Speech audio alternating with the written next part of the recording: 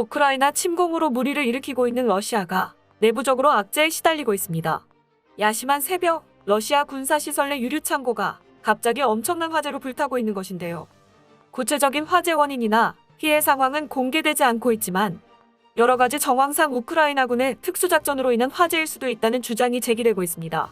이 유류 저장소 화재로 현재 해당 러시아 군부대는 완전히 초토화 상태로 사용할 수 없는 상황이며 돈바스 대결전에서도 큰 비상이 걸렸는데 전황과 함께 자세하게 알아보겠습니다.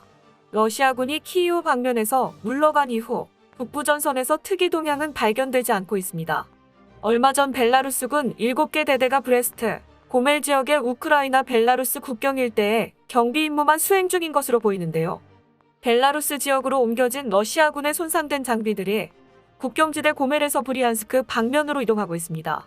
러시아군이 국경 주변의 경계를 강화하는 것으로 보아 동부전선의 병력을 좀 더 투입시키는 것과 동시에 우크라이나군의 우회 공격이나 오히려 본토 공격을 막고자 하는 움직임으로 해석됩니다.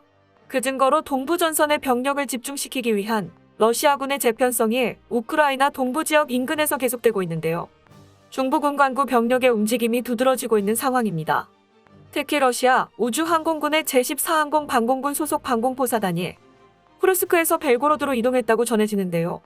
또한 우크라이나 동부전선에서 러시아 공세작전으로 인해 러시아군은 최근 세베도네츠크 주변에서 약간의 진격을 가하여 여러 작은 마을을 점령하고 세베도네츠크 서쪽의 크라스나 강을 가로지르는 교주다리를 건설했습니다.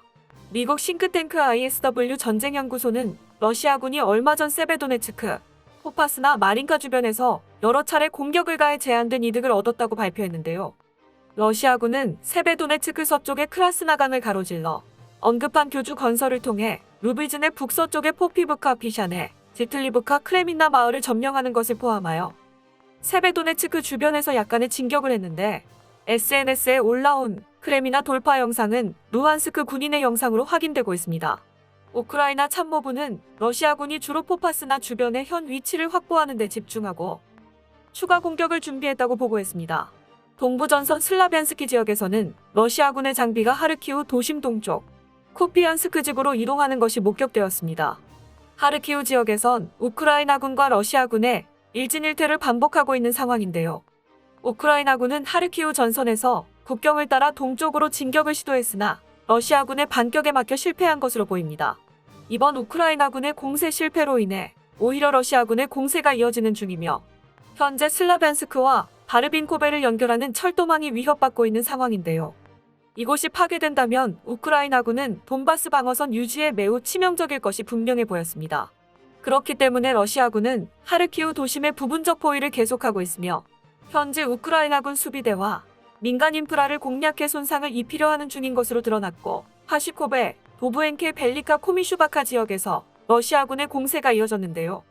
하지만 러시아군의 이 공세는 실패했으며 피해를 입고 이전 점령 지역으로 후퇴했습니다. 또한 하르키우 지역에서 러시아 점령지에서는 우크라이나 주민들로 이뤄진 저항군이 결집한 것으로 보이는데요. 이 저항군들은 무장이 상대적으로 빈약함에 따라 시민들을 구조하거나 음식 및 의약품을 제공해주고 있는 것으로 드러났으며 국지적으로 러시아군에 대항해 저항 활동을 이어가는 것으로 파악됩니다. 러시아군은 하르키우 주변에서 위치를 유지하며 인근 지역에 대한 포격을 지속하고 있습니다.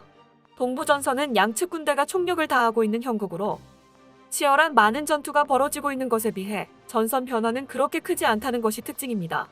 하지만 러시아군의 진군이 늦긴 하나 우크라이나군이 계속 밀리고 있음은 변하지 않는 사실인데요.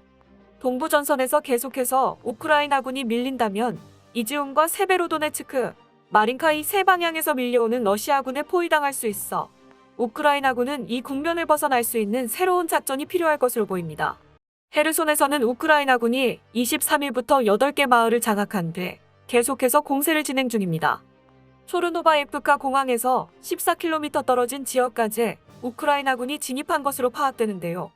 러시아군은 이를 막기 위해 헤르손 북동부의 병력을 집결시키고 있으며 이 병력들은 크리위리를 공략할 준비를 하고 있고 이 공격은 며칠 내로 이뤄질 수도 있다고 예측되고 있습니다.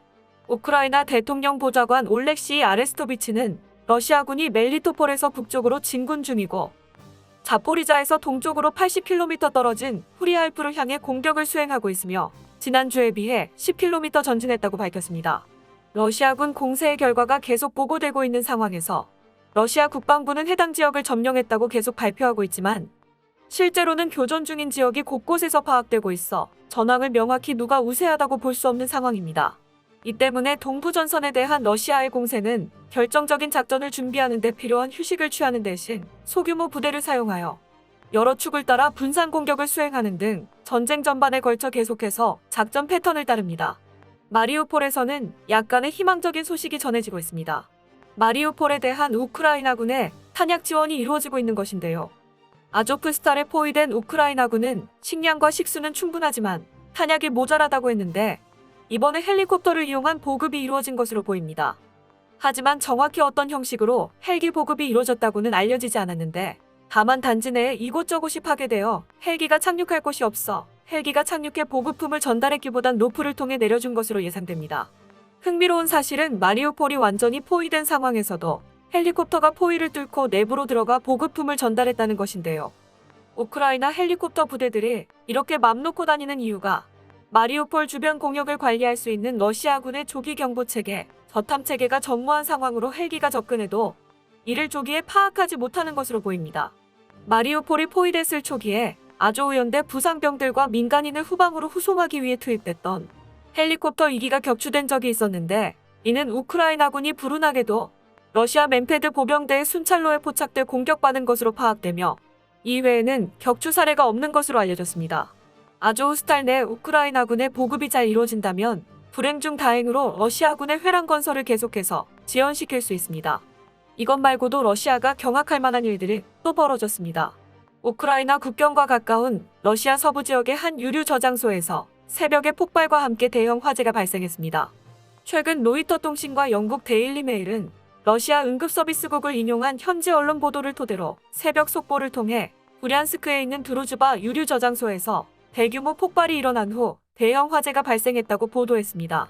다만 화재 원인이나 구체적인 피해 상황 등은 파악되지 않았다고 덧붙였는데요.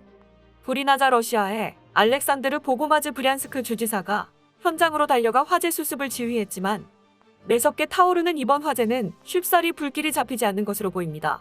이 때문에 유류 저장소 근처 주민들은 긴급 대피했으며 인명피해는 없는 것으로 알려졌습니다. 이날 화재는 도시 전체에서 목격될 정도로 그 규모가 컸는데요. 이 화재는 수킬로미터 밖에서도 보일 정도로 높은 불기둥을 뿜어댔습니다.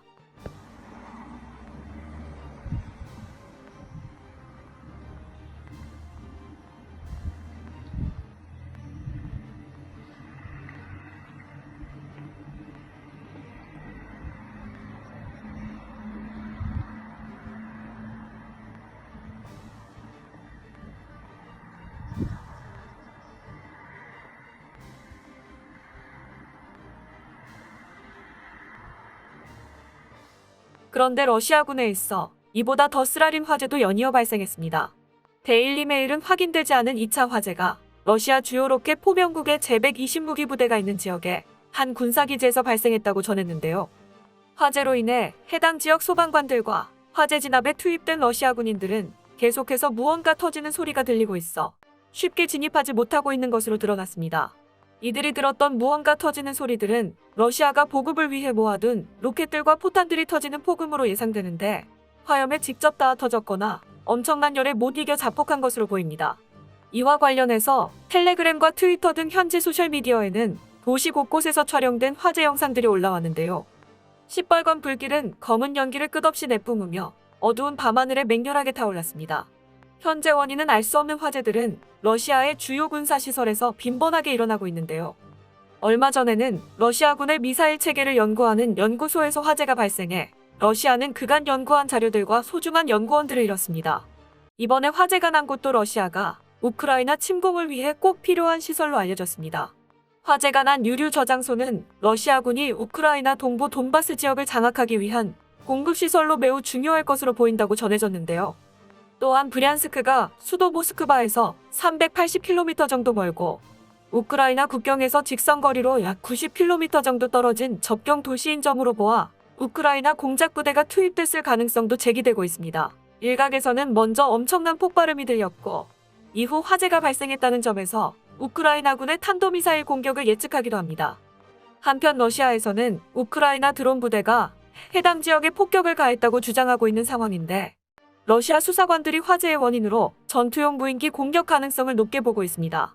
무엇보다도 러시아의 이런 주장에 우크라이나 정부는 의혹에 대한 특별한 언급을 하고 있지 않다는 점에서 우크라이나의 공격이 확실시되고 있습니다. 결국 러시아가 벌인 일에 러시아의 본토마저 피해를 입고 있는 상황인데요. 러시아는 하루빨리 이것을 깨닫고 자국 군대를 철수시켰으면 하며 우크라이나의 평화가 찾아오길 바랍니다. 끝까지 시청해주셔서 감사합니다. 도움이 되셨다면 좋아요를, 다른 이야기도 궁금하시면 구독을 눌러주세요.